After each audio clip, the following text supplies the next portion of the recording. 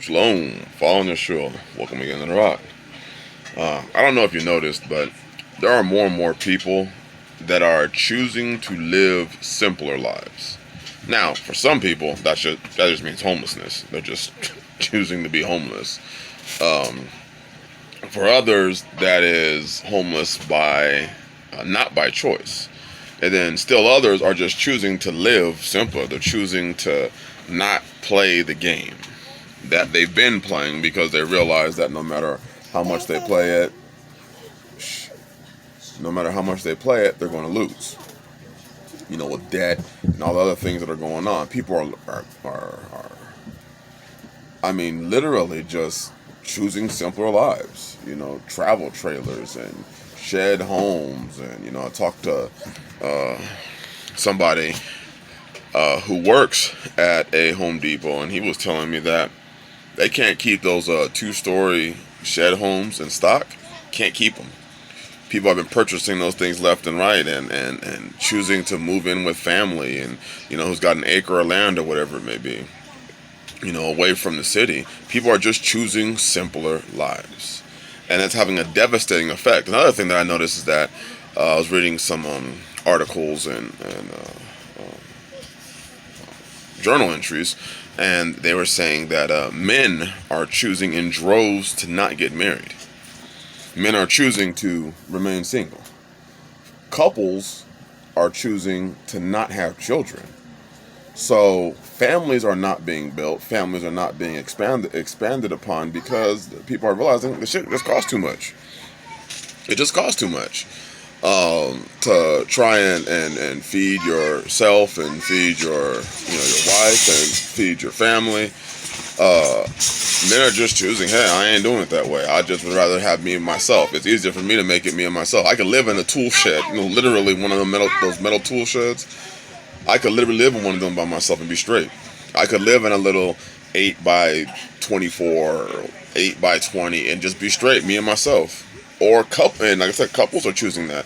Also, I'll just choose me and my wife are just choosing to live a simple life in a small little home, 8 by 24, and call it. Put a wood stove in there, small outdoor kitchen. People are just choosing this lifestyle because they're, what the zombie plague showed with people losing their jobs and people losing income is people adapted. They learn to adapt to less. They learn to adapt and not have to live spending copious amounts of money. They've had severe life changes, and people have learned to be okay with it. So what's happening is people are not choosing to work and kill themselves at work anymore 60, 70, 80 hours, or 60, 70 hours a week. They ain't choosing to do that no more because they let go of that expensive ass house. They let go of all the, the sea-doos and the super vacations, and they chose to cash out and say, hey, I'm gonna buy myself an acre or 2 or 5 or whatever it may be, and I'm going to put myself a little place together and just call it. So the more I see this, the more it just makes me wonder, how much longer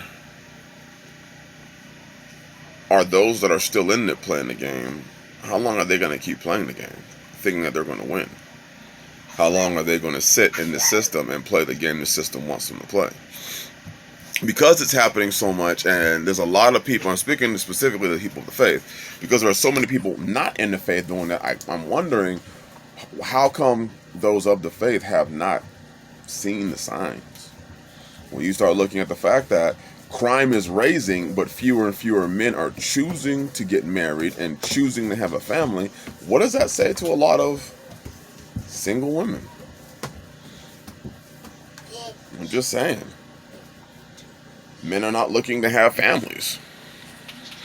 And this is even taking place in this faith right now. This is something we got to think about, something we got to talk about, in regards to what are people's plans long term? What are your long term plans? What are your plans for the next year or two? And that's not even long term. I'm just saying, for a lot of people, that is long term. To think a year or two ahead is really, really long term. So what is your plan for that? Really, what is your plan for that? You know, if you have not set a foundation somewhere, where are you going to set one when people are not looking to really add anymore? People are really looking to simplify. So what does that leave you? It's something that I just really want people to think about as these times continue to slide down that path to an oblivion, what it seems like. No. You know, a lot of people are frustrated. A lot of people are angry. People are not looking to work. There are jobs everywhere. People are leaving them. So a lot of these places are now looking to robots and things like that to fill job vacancies. And if you haven't moved on a plan or have a plan, I mean, the numbers don't lie. Numbers don't lie. When people decide not to have children, you see a population decline, which is probably what they want. You know, a lot of this stuff just seems planned, to be honest. It seems to be very nicely orchestrated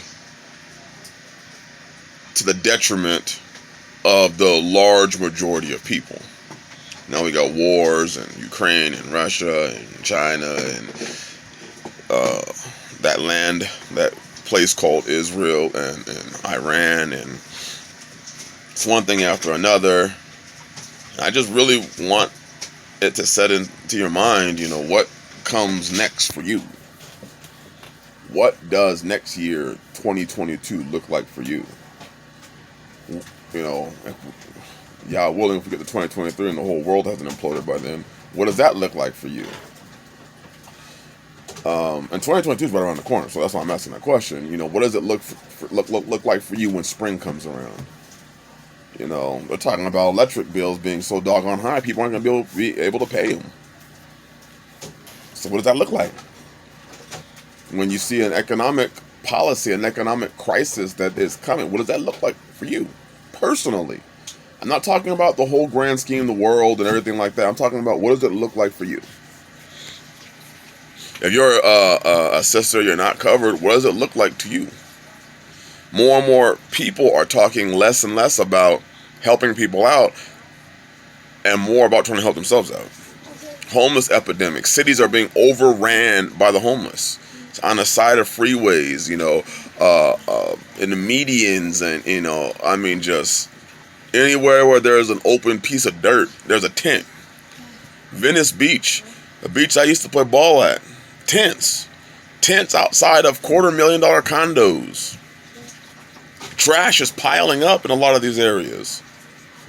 Rats, infestations, disease, sickness, drugs. What anybody drug me? I'm talking like needles. What does it look like for you? Especially for those that are still stuck in these cities. I don't even want to say stuck in the cities. For those who have chosen to chain themselves to the city, because you're not stuck in the city, you just chosen to chain yourself there. What does it look like to you? People are just choosing simpler lives, and even if that means that they are willing to be homeless, they're choosing it now. So look where that puts a society. Look at where that puts people. What does tomorrow look like? I mean, a simple life is a good thing, and it could be a bad thing. It's a great thing if it's a choice that you made and you planned it out and you're moving in that vision that the Father has given you. It's a terrible thing if you just said, you know what, F it. F it. I don't effing care anymore. You know, I try to clean it up a little bit. I don't effing care anymore. I'm just going to do what I do, and, you know, whatever happens, happens. That's a terrible position to be in for that person, but also for other people. Because a person that doesn't care what happens to them and doesn't care what happens to you. And we're seeing that take place in this country, all over the world. Something to think about. Bless y'all. I have an announcement to make. Was it fifth day about the Patreon channel. So look forward to that video. But until then, bless y'all. Shalom.